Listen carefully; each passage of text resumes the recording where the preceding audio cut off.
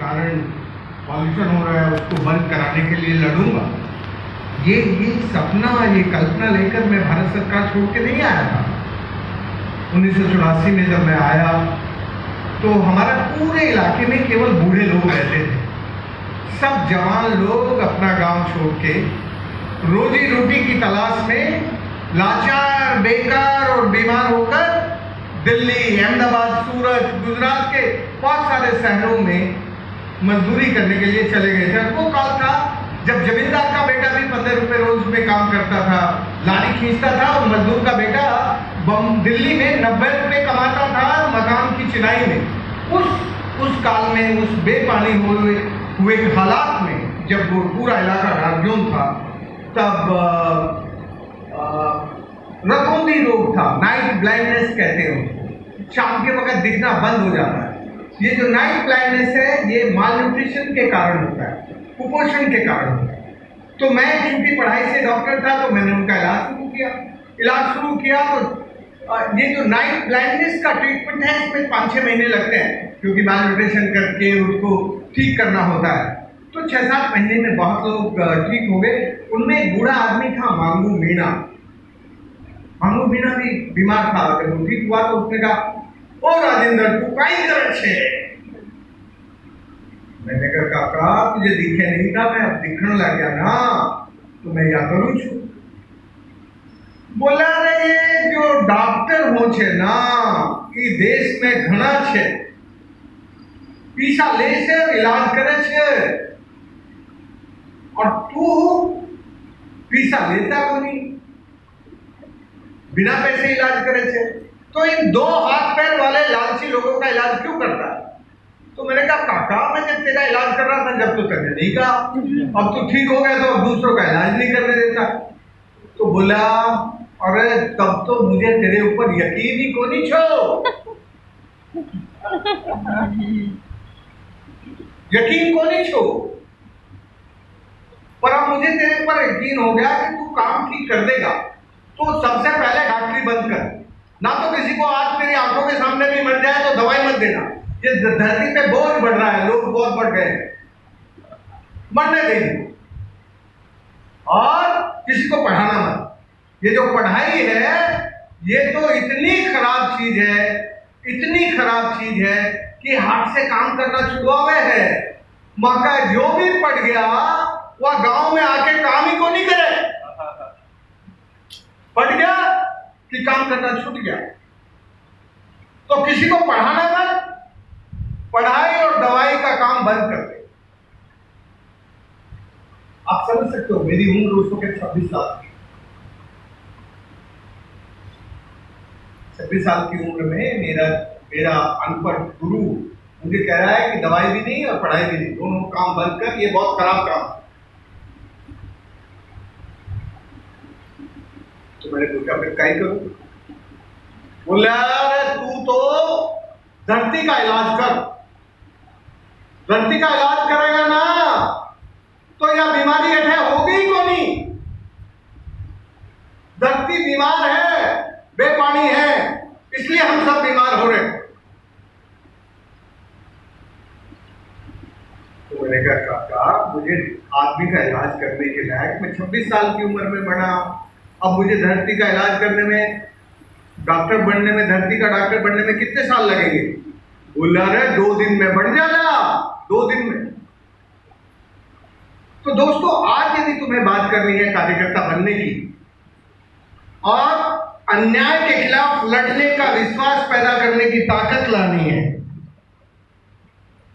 तो सबसे पहले तो ये देखना पड़ेगा कि आज के हालात क्या हैं और इस हालात में इस शिक्षा ने हमारे माइंड को किस तरह से पॉल्यूट किया है।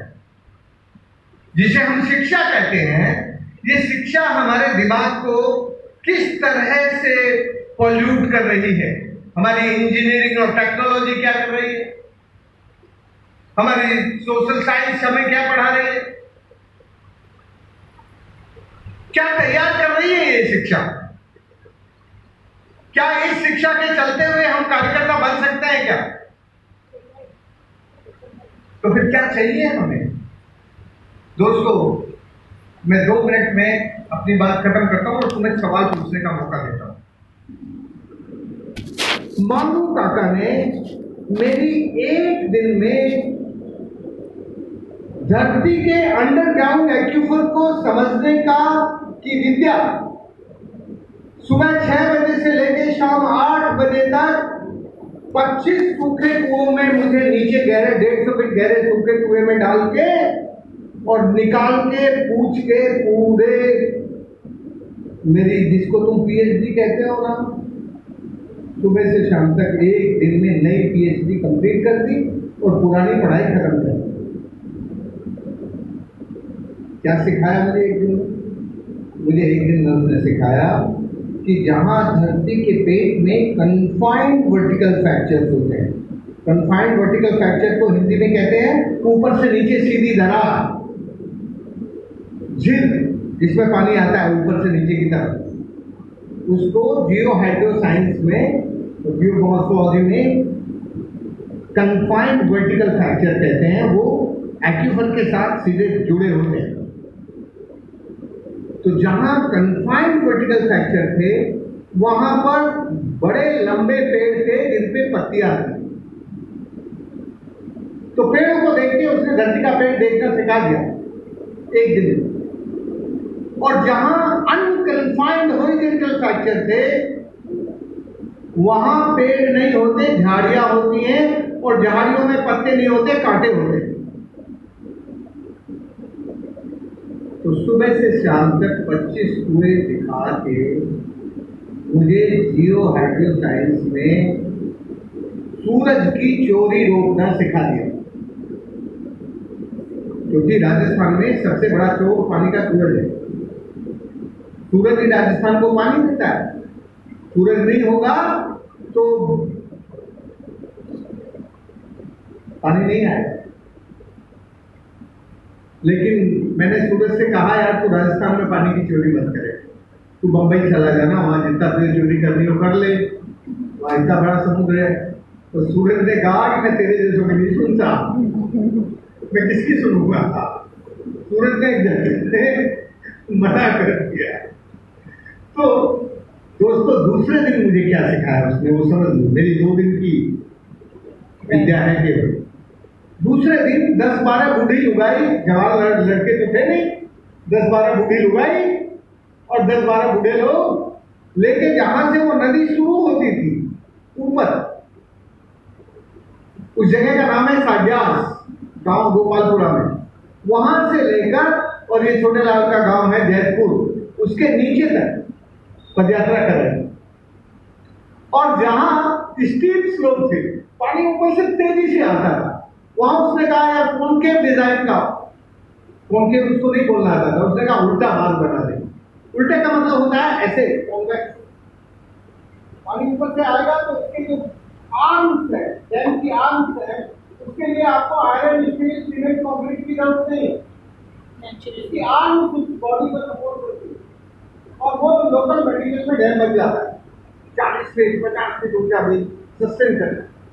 तो जहां स्टीप स्लोप थे वहां उसने कहा उल्टा बांध बना दे, जहां जेंटल स्लोप थे उसने कहा वहां सीधा बना दे, और जहां नेचुरल डिप्रेशन था, मिट्टी के अंदर लाइन कनेक्टेड था, वहां उसने कहा यहाँ पानी 2-3 साल तक होता है। तो वहां कौन के डिजाइन के डैम, तो डैम की नेचुरल इंजीनियरिंग क्या होती है, जिसमें तुम्हें बाहर का मटेरियल नहीं चाहिए, ना स्टील चाहिए, ना सीमेंट चाहिए, ना कंक्रीट चाहिए, लोकल मटेरियल से वो बन जाते हैं। हमने कभी आयरन स्टील नहीं डाला अपने किसी डैम में। हमने 13,800 डैम बनाए पिछले 40 सालों में। आज तक किसी ने एक भी डैम में हमने वो नहीं लगाया, और कभी किसी सरकार से पैसा नहीं लिया। जब तुम्हारी सरकार थी तब तुम्हारी सरकार ने 377 रुपए से लेने के लिए राजस्थान के इरिगेशन डिपार्टमेंट की डिप्टी सीएम कमला बेनीवाल, वो कहती थी कि तुमने मेरे राज्य का पानी रोक दिया, मैं इरिगेशन की मिनिस्टर हूं, तुम मेरी जेल में जाओगे। मैंने कहा तेरे बाप ने बनाया था क्या ये पानी? सीधे मैंने उसको ऐसे कहा, तेरे बाप ने बनाया था क्या ये पानी? ये पानी तो बादल ने बनाया, और बादल ने जिन किसानों के लिए बनाया उनका पानी है, तुम्हारा पानी नहीं है। पर फिर भी क्योंकि वो मिनिस्टर, उसने मेरे खिलाफ इरिगेशन ड्रेनेज एक्ट 1954 में और सेक्शन 55 और सेक्शन 58 में 377 मुकदमे किए। लेकिन मुझे तो किसी का डर नहीं, क्योंकि मैं अपने लिए डैम नहीं बना रहा था, क्योंकि उन डैम का मालिक मैं नहीं था। मैंने 13,800 डैम बनाने के बावजूद मैं किसी एक डैम का भी मालिक नहीं हूँ। एक डैम का मैंने वो डैम जंगल के लिए, जमीन के लिए, गरीब लोगों के लिए, आदिवासियों के लिए बनाए थे। इसलिए मुझे तो भारत का संविधान जेल में नहीं निकालते। तो जब भी मुझे नोटिस आता था कोर्ट से, मैं लिख देता था हाँ ये डैम मैंने बनवाया, लेकिन मैं इस डैम का मालिक नहीं हूँ, इस डैम का पानी मैं उपयोग नहीं करूंगा। इस डैम का पानी उपयोग करेंगे जंगली जानवर और यहाँ के लोग और जंगलवासी और वनवासी। इंडियन पुलिस की हिम्मत नहीं होती थी कि वो मेरे ऊपर पुलिस को भेज के अरेस्ट करा, क्योंकि मैं अपने लिए नहीं कर रहा था, मैं देश के लिए कर रहा था, मैं इस देश के लिए नहीं कर रहा था। परिणाम ये हुआ कि जब इतने सारे मुकदमे हो गए तो तुम्हारा एक राष्ट्रपति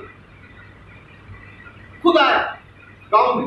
राष्ट्रपति भारत रत्न लेने के लिए भी पहले राष्ट्रपति के दरबार में जाके भारत रत्न लेने वाला माथा टेकता है।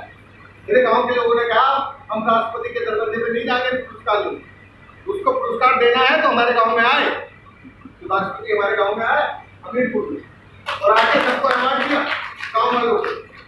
तो जब हमारी हिम्मत मजबूत होती है तब हमें कोई नहीं बांध सकता।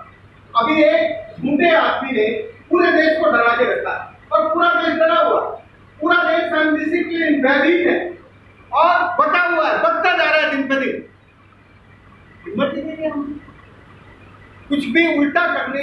वो जिस तरह से देश को डरा रहा है, उस डर का मुकाबला करने के लिए, अन्याय का प्रतिकार करने के लिए सत्याग्रह करने की ताकत नहीं है तुमने, अगर तुम्हारी पार्टी में बात करना। तुमसे मैं इसलिए बात कर रहा हूँ कि तुम्हारा मेरा रिश्ता 20 साल पुराना है, घर की तरह बात कर रहा हूँ। नहीं तो उसकी हिम्मत नहीं थी कि वो इस तरह से हमारे नेताओं को, सबको इस वक्त वो सब पार्टी के नेताओं को जेल में डाले, किसी को नहीं छोड़ेगा, क्योंकि उसको 2014 में दोबारा प्रधानमंत्री बनना। तो तुम्हारे मन में कार्यकर्ता बनने का और अन्याय के खिलाफ लड़ने की ताकत है क्या? तैयारी करके आए हो क्या? तो फिर ऐसे मुकदमे जैसे मैंने झेले वैसे मुकदमे झेलने की तैयारी है क्या?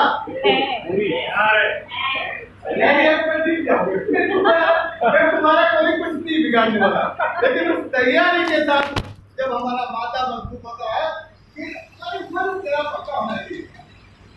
बस जब मन पक्का होता है फिर किसी की हिम्मत नहीं होती कि हमें दिगा के नहीं। तो इतने सारे इंस्ट्रक्शन होने के बाद मैं पालिका कौन करता है करेगा? मेरे ऊपर सेक्शन 55 और सेक्शन 58 ये मुकदमे ऐसे होते हैं कि केवल सुप्रिंटेंडेंट लेवल का जो इंजीनियर है वो आपका केस बना के विदाउट जुडिशियल एक्शन आपको जेल भिजवा सकता है। जुडिशियल एक्शन मानते होता है। इतने खतरनाक परिस्थिति थे, लेकिन आज तक किसी पुलिस ने नहीं पकड़ा मुझे। मेरे दरवाजे में पुलिस कहीं नहीं आती, कर रहा है किसी और के लिए नहीं कर रहा, तो लोगों के लिए कर रहा है। इसका कोई और दूसरा है नहीं, और सरकार से मैंने एक पैसा लिया नहीं, ना तुम्हारी राजस्थान सरकार से लिया ना भारत सरकार से लिया। एक बार भारत सरकार ने हमें जबरदस्ती 30 लाख रुपए दे दिए, तब कांग्रेस का राज था। कांग्रेस वाले जरा इतना तो ध्यान रखते ही हैं कि यार ये देखो इतना अच्छा ये काम है, साला इस अच्छे काम के साथ जुड़ जाए, थोड़ा तो कमा ले। तो मुझे जबरदस्ती भेज दिए और मुझे कहा कि आपके यहाँ पानी की कमी है तो कुएं बना। मैंने कुएं बनाने का काम नहीं किया। कुएं तो है वो धरती के पेट से पानी निकालना चाहते हैं। मैं तो धरती का पेट पानी से भरता हूँ, तो मैं तो कुएं नहीं बनाऊंगा, मैंने उनका पैसा वापस दे दिया। इसलिए दोस्तों, यदि हम सचमुच ये चाहते हैं कि इस बुरे वक्त में हम जरा संगठित होकर, और ये जो हमारी टूटन है इसको हम रचनात्मक काम से शुरू करें। रचनात्मक क्यों करना शुरू? बापू ने कहा था कि देखो भाई, सबसे पहले लोगों में समझ करने के लिए, लोगों के साथ जुड़ने के लिए संवाद करना पड़ेगा। शिक्षण करना पड़ेगा। और जैसे ही संवाद तुम्हारा शुरू हो तो फिर लोगों के साथ संवाद करके रचना का काम ढूंढ लो। उसने ये नहीं कहा कि तुम रचना का काम करो, उसने कहा रचना का काम लोगों से सीख कर ढूंढ लो कि क्या करना है। तो पहला हुआ संवाद और दूसरा हुआ उस संवाद में से लोगों के साथ रचना करने की तैयारी करने का काम। और तीसरा हुआ संगठन। और चौथा हुआ अन्याय और झूठ के खिलाफ संघर्ष और सत्याग्रह। ये हमारे 4 कदम हैं। इन 4 कदम में यदि तुम मुझसे जानना चाहते हो कि मैंने रचना का काम कैसे किया, तो मेरा रचना का गुरु तो मांगू काका है, जो अनपढ़ था, जिसके पास शब्द नहीं थे, लेकिन उसकी खोपड़ी में था कि आखिर ये काम हो सकता है। तो वो पढ़ा नहीं सकता था, तो इसने मुझे उठा के कुएं में डाल दिया। उसने समझ लिया कि ये कुएं में जाएगा तो कुछ हम देख के आएगा। और मैं देख के आया कि कुएं में फ्रैक्चर कैसे है और उन फ्रैक्चर्स का पेड़ों के साथ रिश्ता क्या है। तो मैंने उसको इंटीग्रेट कर दिया कि भाई ये जो जियो मॉर्फोलॉजी है और ये जो जियो हाइड्रोलॉजी है वो सरफेस के फ्लो के साथ कैसे रिश्ता रखती है। फिर दूसरे दिन उसने मुझे नेचुरल इंजीनियरिंग में सिखा दिया कि तुझे कैसे डिजाइन के बांध बनाने, जोड़ बनाने, तालाब बनाने, बांध बनाने। तो जब हम लोग अपनी पढ़ाई के एरोगेंस में, जब हम कॉलेज के इंजीनियर बनते हैं, टॉपर बनते हैं, तुम्हें मालूम है आज सबसे बड़ा पैकेज किसको मिलता है? सबसे बड़ा पैकेज उसको मिलता है जो कम समय में ज्यादा से ज्यादा maximum use of natural resource की टेक्नोलॉजी और इंजीनियरिंग इजाद करता है। नेचर को एक्सप्लॉइट करने की टेक्नोलॉजी और इंजीनियरिंग जो कम समय में ज्यादा से ज्यादा एक्सप्लॉइट कर सके, उसको दुनिया का सबसे बड़ा पैकेज मिलता है। क्या मतलब हुआ? एक्सप्लॉइटर। दूसरा क्या मतलब हुआ? पॉल्यूटर। जब आप एक्सप्लॉइट करते हैं तो किसी को पॉल्यूट करते हैं, नदी को, धरती को। और तीसरा क्या हुआ? एनक्रोचर। अरे अडानी और अंबानी नाम का एक आदमी है, उसने सारे समुद्र पर कब्जे कर लिए। उसको कब्जे करने का हक किसने दे दिया? गुजरात को जाओ, सारे तटों पर कब्जे हैं अडानी के। अभी तो गुजरात का जो अहमदाबाद हवाई अड्डा है वहां भी उसका कब्जा हो गया। मैं कल परसों वहां था, गुजरात विद्यापीठ में भाषण देने गया था, तो मैंने देखा कि वो जो कोर्स है वो उसकी लगी। तो इस वक्त इंडिया में डेमोक्रेसी है, लेकिन कौन सी डेमोक्रेसी है? Corporate democracy. कौन सी? बोलो ना यार, मैं अपना मैं प्रवचन करने नहीं आया। कॉर्पोरेट डेमोक्रेसी है। तो कॉर्पोरेट डेमोक्रेसी जिस कॉन्स्टिट्यूशन में समाजवाद लिखा हो, समता लिखी हो, जिसका कॉन्स्टिट्यूशन ये कहता हो कि यहाँ का हर आदमी अपनी लेबर डिग्निटी के साथ सरवाइव करना चाहिए, जिस सच्चे संविधान में संप्रभुता लिखी हो, वहां के प्राकृतिक संसाधनों को, समुद्र को, नदियों को कैसे पॉल्यूट करके दूसरों को मार सकता है? मार है। और हम देख लें। और भाई देखो एक बात है, रमेश भाई जब गा रहे थे ना तो मुझे एक शब्द में भाई की कंफ्यूजन होता है। जब आप कहते हैं ना संघ के गीत गाते चलो, तो ये संघ का जो गीत है वो संघ का गीत इनका संघ वाला नहीं है, वो गै वाला है। संघ माने साथ। तो हम लोग साथ नहीं हैं, हम लोग साथ के गीत नहीं गा रहे हैं। संघ के गीत, संघ नहीं, संघ के गीत नहीं गा रहे। इसलिए कुछ अमीरी बढ़ती जा रही है और गरीबी बढ़ती जा रही है, दूरी बढ़ रही है। ऐसे वक्त पर यदि हम ये देखें कि इस वक्त सबसे ज्यादा अन्याय क्या है, महात्मा गांधी के जमाने में महात्मा गांधी ने इस डरे हुए देश को, उसको भी अंग्रेजों से डरा हुआ देश पाए। कैसे यहाँ के लोगों में हिम्मत मिली।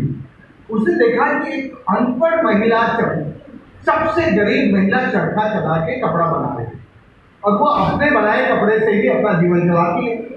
तो उसको ये समझ में आ गया कि यार ये देश यदि स्वावलंबी होगा तो अपने अस्त्र से होगा, और उसने चरखे को अस्त्र बनाया। आप जानते हैं दुनिया की सबसे बड़ी नॉन वायलेंस इकोनॉमी का मॉडल उस जमाने की खादी थी, जिसमें वायलेंस नहीं था, जिसमें सेंट्रलाइजेशन नहीं था, सबको अवसर मिलता था काम करने का। तो नॉन वायलेंस इकोनॉमी का एकमात्र उदाहरण था दुनिया में सबसे बड़ा खादी। अभी खादी कहीं बची है क्या? अभी तुम कपड़ा खरीद जाओ खादी की दुकान पे, वहां भी तुम्हें कोई एक कंपनी आ गई है, उस कंपनी का बनाया हुआ कपड़ा मिलेगा खादी की दुकान। कॉर्पोरेट आ गया वहां भी, और एक बड़ा कॉर्पोरेट है जो खादी में भी आ गया। तो मैं निवेदन ये कर रहा हूं कि जब हम अपने भारतीय ज्ञानतंत्र में, इंडिजिनस नॉलेज सिस्टम में और इंडियन विजडम में ढूंढने की कोशिश करते हैं कि क्या असली ताकत हो सकती है भारत की, जो कभी दुनिया को सिखाने के लायक है थी, वो आज क्यों खत्म हो गई? कोई बताएगा कि हिंदुस्तान कभी टीचर था, दुनिया को सिखाने के लायक था 700-800 साल पहले तक? अभी नहीं है। तो क्यों खत्म हो गई ये ताकत? किसने खत्म की? ये ताकत इसलिए खत्म हुई कि भारतीय लोग, एक शब्द है भगवान, शब्द बोल रहा हूं मैं, भगवान नहीं कह रहा हूं, शब्द बोल रहा हूं भगवान। और ये भगवान गुजराती में भी, मराठी में भी, जहां तुम जाओ भगवान सब मालूम है। इसका मतलब क्या है? ये कौन सी चिड़िया है भगवान? तो बताएगा कौन है ये भगवान? भगवान का मतलब होता है भय से भूमि, जैसे गगन, वैसे वायु, आ से अग्नि सूरज, और न से नील। ये जो 5 एलिमेंट है, पंच महाभूत है, इन पंच महाभूतों से ये प्लेनेट बना है, ये ब्रह्मांड बना है। ऋग्वेद जो हमारा सबसे पुराना शास्त्र है, उसमें लिखा है आपः ब्रह्मास्मि। आपा माने जल, मैं जल हूं, मैं ही ब्रह्मा हूं और मैं ही ब्रह्मांड हूं। मतलब हम सब जल से बने हैं ना, जल के बिना बन सकते हैं क्या? तो जब तक हम इस नेचर के फॉर्मेशन को जानते थे और इस नेचर का फॉर्मेशन दुनिया में कैसे एक्ट करता है, तब तक लोग दुनिया के हमें पूछते थे, हमसे जानने की कोशिश करते थे। आज तो हमें भी पूछने के लायक नहीं बचा। जो कुछ इज्जत थोड़ी बहुत बची थी वो भी चली गई। अभी थोड़े बहुत दिन बाद देख लेना, यदि हालत ऐसी रहे तो 3-4 साल में हम सब क्लाइमेटिक रिफ्यूजी बनने वाले हैं। माफ करना, मैं तुम्हें डराने नहीं आया हूं। ये मत सोचना कि राजेंद्र सिंह जी आके हमें डरा रहे हैं। दोस्तों, मैं आपको इतना बता दूं कि 40 सालों में मैंने जल के संरक्षण से रिवर रेजुलेशन का काम करके 13 नदियों को रेजुलेट किया।